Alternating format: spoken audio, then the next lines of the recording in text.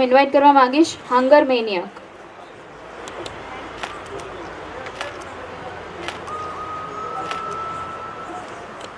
First અને last બે એવા ઇન્ટરવ્યૂ હોય કે જેમાં સૌથી વધારે વાત થાય. પહેલામાં ટાઈમ હોય અને છેલ્લામાં એવું હોય કે બસ હવે તો આના પછી મને નહીં બોલવા મળે. Yes ma'am, first about you. DM આવ્યું, કેવા વ્યૂઝ? ઓકે, તો હું ફર્સ્ટલી તો જ્યારે મને ડીએમ આવ્યો તો આઈ હેવ ઇગ્નોર્ડ.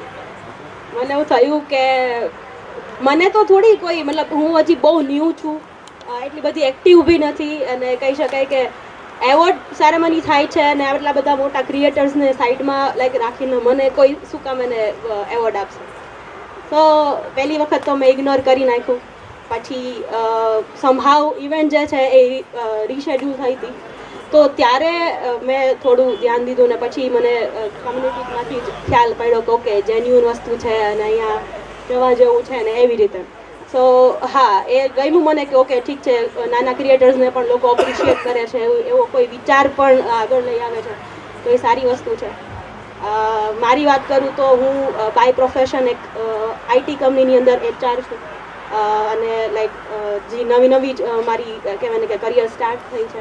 પહેલાં હું એટલી બધી એક્ટિવ નહોતી, મારું સ્ટડીઝ ને બધું ચાલુ હતું એટલા માટે.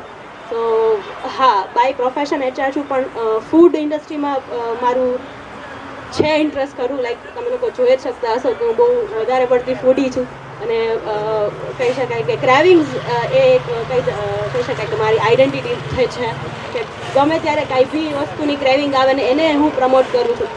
તો દેટ ઇઝ ધ થિંગ.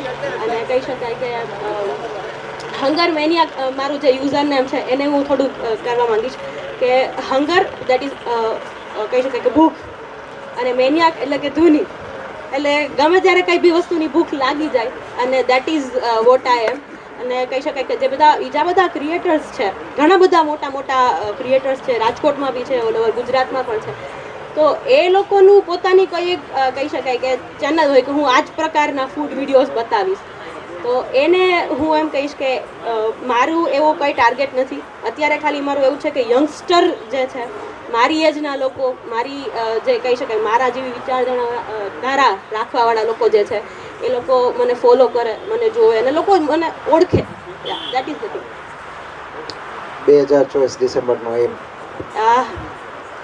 એવો કાંઈ ખાસ એમ તો છે નહીં હજી સુધી, પણ હા એવું હું એવી વિશ કરીશ કે નેક્સ્ટ યર સુધીમાં એટલીસ્ટ રાજકોટમાં એવી પબ્લિક હોય કે ભાઈ એટલીસ્ટ જુએ કે ઓકે ચલો આનો કાંઈ વિડીયો હશે જ, તો આ કોઈ સારી વસ્તુનો જ હશે, તો હું એનો વિડીયો ચેક કરીને હું એ પ્લેસ વિઝિટ કરું.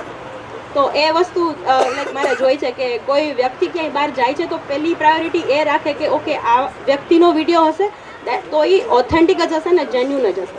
Very good. ગુજરાતી ટીવીથી શું આશા છે? એઝ ઓફ નાવ તો સૌથી પહેલાં તો તમે આ ઇનિશિયેટિવ જે લીધો છે એ જ મને ગમે છે.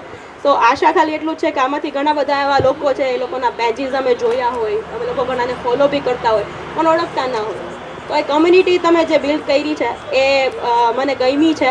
અને એ બસ આશા એ જ છે કે તમે નવા લોકોને અમારી સાથે જોડો, અમે લોકો ઓળખીએ, એ લોકો બી અમને ઓળખે. That is thank you so much.